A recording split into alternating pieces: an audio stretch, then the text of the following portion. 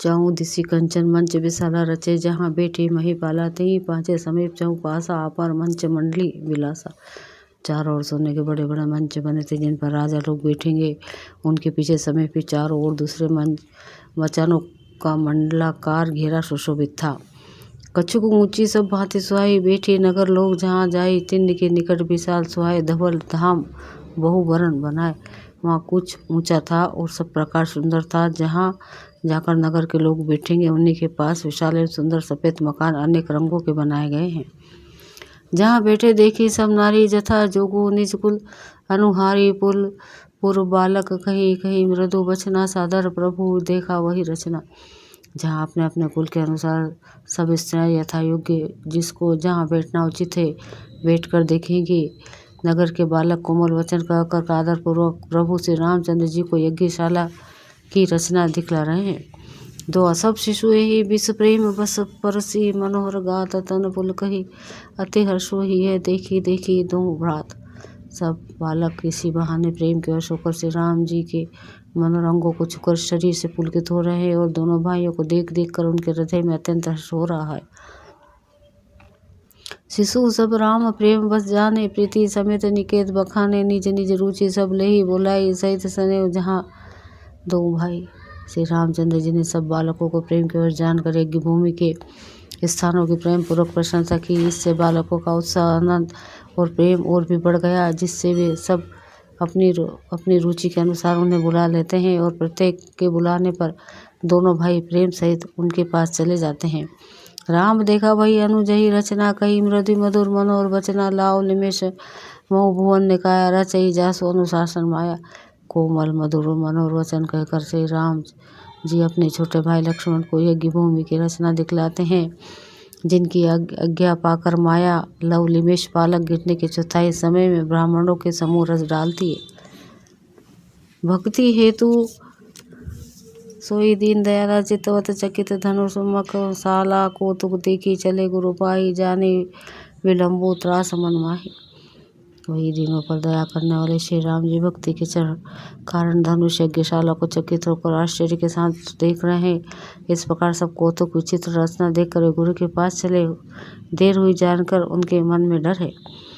जासु त्रास डर कहूँ, डर को हो ही भजन प्रभाव, देखा सोई कही बातें मृदु मधु सुहाई, किए विदा बालक बरी आई। जिनके भय से डर को भी डर लगता है, वही प्रभु भजन का प्रभाव जिसके कारण ऐसा महान प्रभु भी भय का नाट्य करते हैं दिखला रहे हैं। उन्होंने कोमल मधुर और सुंदर बातें कहकर बालकों को जबरदस्ती विदा किया। दुआ सब भय सब प्रेम विनीत अति सकुच, सहित दो भाई गुरुपद पंकज नाई, सिर बैठे आयु सुर पाई। फिर भय प्रेम विनय और बड़े संकोच के साथ दोनों भाई गुरु के चरण कमलों में सिर नवाकर आज्ञा पाकर बैठे। निशी प्रवेश मुनि आयुष दिन्ना, सभी संध्या बधुन किन्ना, कथ कथा इतिहास पुरानी, रुचि रजनी जुग जाम सिरानी। रात्रि का प्रवेश होते ही संध्या के समय मुनि ने आज्ञा दी। तब सबने संध्या वंदन किया। फिर प्राचीन कथाएं तथा इतिहास कहते कहते सुंदर रात्रि दोपहर बीत गई। मुनि पर सैन किन्ने तब जाई, लगे चरण चापन दो भाई, जिन्ने के चरण सरोह लागी, करत विविध जब जोगी विरागी। तब श्रेष्ठ मुनि ने जाकर शयन किया। दोनों भाई उनके चरण दबाने लगे, जिनके चरण कमलों के दर्शन एवं स्पर्श के लिए वैराग्यवान पुरुष भांति भांति के जप और योग करते हैं। तिये दो बंधु प्रेम जनु जीते, गुरुपद कमल पलोटत पीड़िते, बार बार मुनि आज्ञा दीनी, रघुबर जाई शयन तब किन्नी।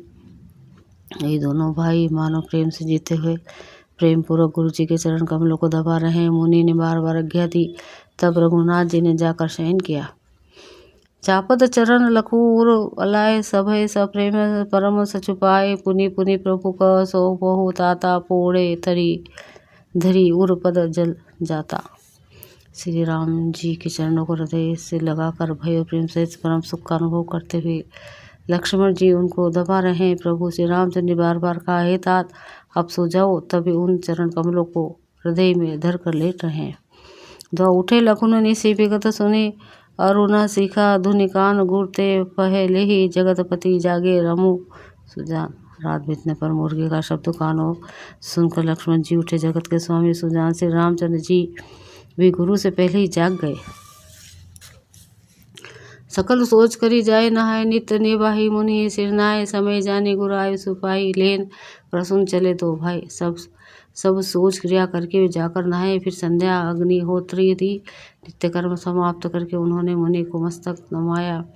पूजा का समय जानकर गुरु की आज्ञा पाकर दोनों भाई फूल देने चले। भूप बागु पर देखो जाए जहाँ बसंत ऋतु रही लो भाई लगेली बिटपन और नाना बरन बरन पर बेली बिताना। उन्होंने जाकर राजा का सुंदर बाग देखा जहाँ बसंत ऋतु लुभा कर रह गई है। मन को लुभाने वाले अनेक वृक्ष लगे, रंग बिरंगे उत्तम लताओं के मंडप छाए हुए हैं। नव पल्लव फल सुमन सुहाए निसंपत्ति सुरु रुख लजाए चातक कोकिल कीर चकोरा गुजत बिहग नटत कलमोरा। नए पत्तों फलों और फूलों से युक्त सुंदर वृक्ष अपने में संपत्ति से कल्प वृक्ष को भी लजा रहे हैं। पपीहे कोयल तोते चौकर आदि पक्षी मीठी बोली बोल रहे हैं और मोर सुंदर नृत्य कर रहे हैं। मध्य बाग सरु सुहास सुहावा मणि सोपान विचित्र बनावा विमल सलीलु सरसिज बहु रंगा जल खग कूंजत भृंगा। बाग के बीचों बीच सुहावना सरोवर सुशोभित है जिसमें मणियों की सीढ़ियाँ विचित्र ढंग से बनी है। उसका जल निर्मल है जिसमें अनेक रंगों के कमल खिले हुए हैं। जल के पक्षी कलरव कर रहे हैं और भ्रमर गुंजार कर रहे हैं। दोहा भागु तड़ाकू बिलो की प्रभु हर्षे बंधु समेत परम रम्य आर मुह्य जो राम ही सुख देत। बाग और सरोवर को देखकर प्रभु श्री रामचंद्र जी भाई लक्ष्मण सहित हर्षित हुए। यह बाग वास्तव में परम रमणीय है जो जगत को सुख देने वाले श्री रामचंद्र जी को सुख दे रहा है। चहु दिशी चिताई पूछी मालिगन लगे लेन दल फूलो मुदित मन ते अवसर सीता तहाँ आई गिरिजा पूजन जन्दी पठाई। चारों दृष्टि डालकर मालियों से पूछकर प्रसन्न मन से पत्र पुष्प लेने गए। उसी समय सीता जी वहाँ आई। माता ने उन्हें गिरिजा पार्वती जी की पूजा करने के लिए भेजा था। संग सखी सब सुभग सयानी गावे गीत मनोहर बानी सर समीप गिरिजा ग्रह सोहा बरनी न जाई देखी मन मोहा। साथ में सब सुंदरी और सयानी सखियाँ हैं जो मनोहर वाणी से गीत गा रही हैं। सरोवर के पास गिरिजा जी का मंदिर सुशोभित है जिसका वर्णन नहीं किया जा सकता, देखकर मन मोहित हो जाता है। मंजुनु गरी सर सखिन समेता गई मुदित मन गोरी निकेता पूजा किन्ने अधिक अनुरागा निज अनुरूप सुभग बरुमागा। सखियों सहित सरोवर में स्नान करके सीता जी प्रसन्न मन से गिरिजा जी के मंदिर में गई। उन्होंने बड़े प्रेम से पूजा की और अपने योग्य सुंदर वर मांगा। एक सखी सिय संगु बिहाई गई रही देखन पुलवाई तही दो बंधु बिलो के जाई प्रेम विवश सीता पही आई। एक सखी सीता जी का हाथ छोड़कर फुलवाड़ी देखने चली गई थी। उसने जाकर दोनों भाइयों को देखा और प्रेम से विवल होकर वह सीता जी के पास आई। दोहा तासु दशा देखी साखिन पुलक गात जलु नैन कहूँ करुणु निज हर्ष कर पूछे समृद्ध बेन। सखियों ने उसकी दशा देखी कि उसका शरीर पुलकित और नेत्रों में जल भर रहा है। सबको मलवाणी से पूछने लगी कि अपनी प्रसन्नता का कारण बता। देखन बागो कुंवर दुई आई बहे किशोर सब भांति सुहाई श्याम गोर किमी कहो बखानी गिरा अनयन नयन बिनुबानी। उसने कहा दो राजकुमार बाग देखने आए हैं, किशोर अवस्था के हैं और सब प्रकार से सुंदर हैं। वे सांवले और गोरे रंग के हैं।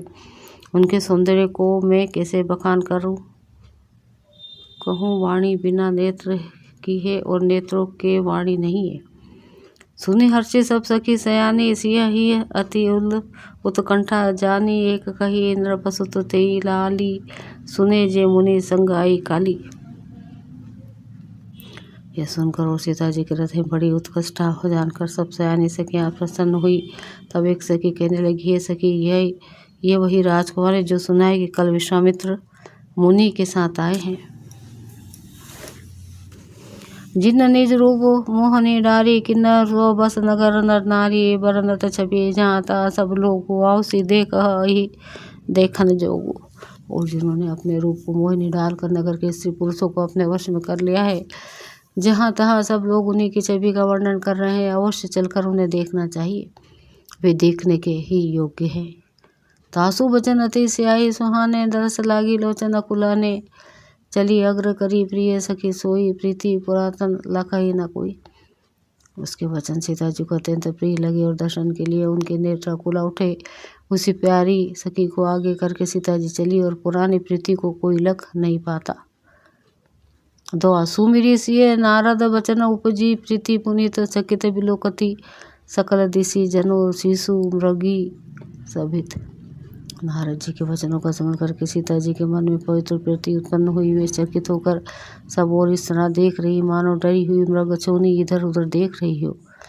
कंकन किंकिनी नुपुर धुनि सुनि कहत लखन राम हृदय गुनी मानो मदन दुदुम्बी किंदिन्नी मानसा विश्व विजय कहा किन्नी। कंकण हाथों के खड़े करधनी और पायजब के शब्द सुनकर श्री रामचंद्र जी हृदय में विचार कर लक्ष्मण से कहते हैं, ये ध्वनि की ऐसी आ रही है मानो कामदेव ने विश्व को जीतने का संकल्प करके डंके पर चोट मारी है।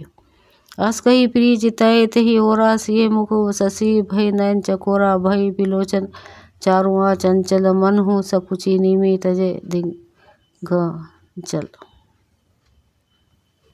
ऐसा कहकर श्री राम जी ने फिर कर उसे देखा। श्री सीता जी के मुख रूपी चंद्रमा को निहारने के लिए उनके नेत्र चकोर बन गए, सुंदर नेत्र स्थिर हो गए, टकटकी लग गई मानो निमि जनक जी के पूर्वज ने जिनका सबकी पलकों में निवास माना गया है।